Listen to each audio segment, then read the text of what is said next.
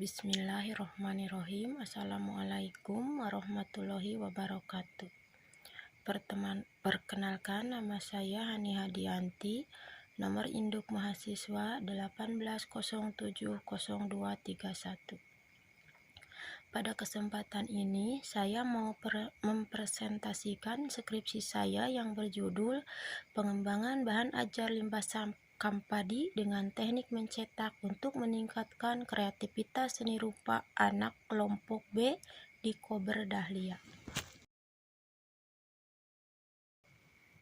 Yang terhormat Profesor Dr. Haji Heris Herdiana MPD, dosen pembimbing 1. Dan yang saya hormati Bunda Rita Nurunisa MPD, dosen pembimbing 2. Saya ucapkan banyak terima kasih atas bimbingannya sehingga skripsi ini bisa terselesaikan tepat waktu. Baik, sekarang kita mulai di pendahuluan. Di pendahuluan ada latar belakang. Latar belakang di pengembangan bahan ajar limbah sekam padi ini diantaranya yang pertama, media alat permainan edukatif di PAUD Dahlia masih terbatas untuk pengenalan bentuk terutama pada kegiatan seni mencetak. Dan yang kedua, terbatasnya media pembelajaran sehingga untuk pengembangan kreativitas di PAUD Kober Dahlia masih terbatas. Yang ketiga, guru cenderung menggunakan media yang ada di sekolah atau di kelas saja. Dan yang terakhir, bahan ajar limbah sekam padi belum dilaksanakan atau belum dikembangkan di PAUD Dahlia, sehingga peneliti berinisiatif untuk mengembangkan bahan ajar limbah sekam padi ini karena melihat dari dana lokasi sekolah PAUD Kober Dahlia itu berdekatan dengan pabrik penggilingan padi. Jadi untuk pemanfaatannya melalui kegiatan mencetak pada anak usia dini.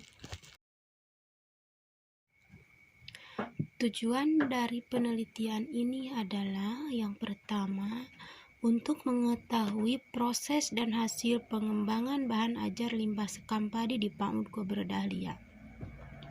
Yang kedua, untuk mengetahui bagaimana respon guru dan anak-anak PAUD Kober Dahlia dengan menggunakan bahan ajar limbah sekam padi. Yang ketiga, untuk mengetahui kendala-kendala apa saja yang terjadi pada saat pengembangan bahan ajar limbah sekam padi.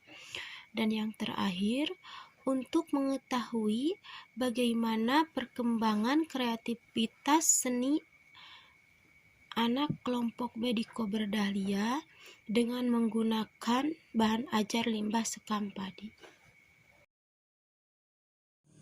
Teknik mencetak ada 4. Yang pertama, cetak datar, yang kedua cetak tinggi, yang ketiga cetak dalam atau cetak rendah, dan yang terakhir adalah cetak sablon. Pada penelitian ini saya menggunakan teknik cetak tinggi karena menggunakan sebuah alat mangkuk untuk mencetaknya. Metode pengembangan. Pada pengembangan bahan ajar limbah sekam padi, saya menggunakan metode pengembangan R&D atau Research and Development. Waktu dan tempat pelaksanaan.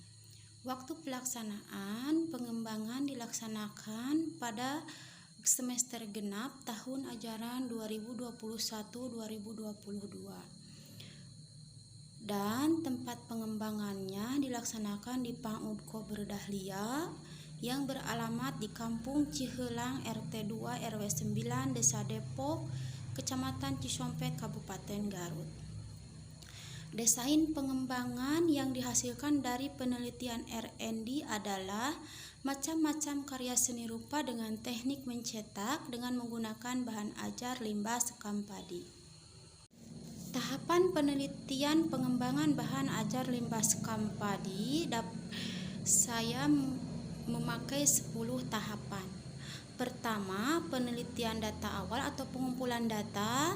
Yang kedua, perencanaan desain produk awal. Yang ketiga, pengembangan produk awal. Hasil penelitian dan pembahasan. Yang pertama, pengembangan bahan ajar limbah sekam padi yang berasal dari buangan atau limbah penggilingan. Ini dimanfaatkan oleh peneliti sebagai bahan ajar untuk membuat media. Pada kesempatan ini, peneliti membuat media dengan kegiatan seni mencetak.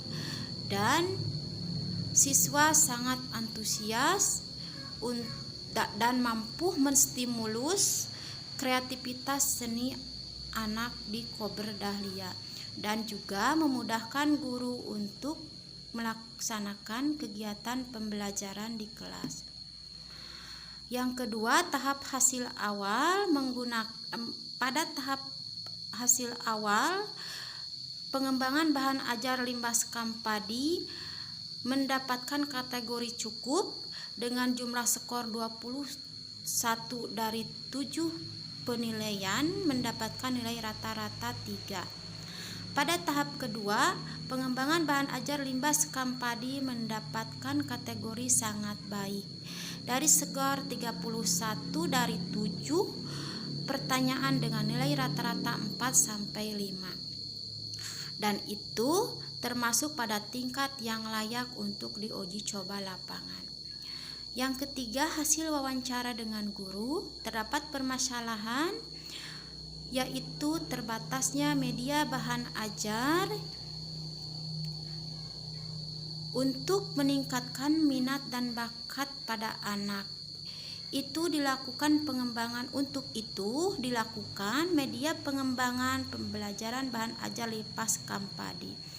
Respon anak kelompok B di Kober Dahlia umumnya sangat antusias, menyukai, serta mereka membuat cetakan dari bahan limbah sekam padi dengan beragam bentuk. Dapat disimpulkan dalam penelitian ini, respon anak kelompok B di Kober Dahlia sangat positif dan sangat terstimulus setelah dilaksanakan pengembangan bahan ajar limbah sekam padi. Yang keempat, peningkatan kreativitas seni kelompok B dalam kegiatan mencetak, yaitu kelancaran mencapai 80%, keluasan mencapai 78%, keaslian sebesar 78%, keterperincian sebesar 88%, kepekaan sebesar 90%. Kesimpulan. Pada kesimpulan, saya dapat menyimpulkan 4 poin.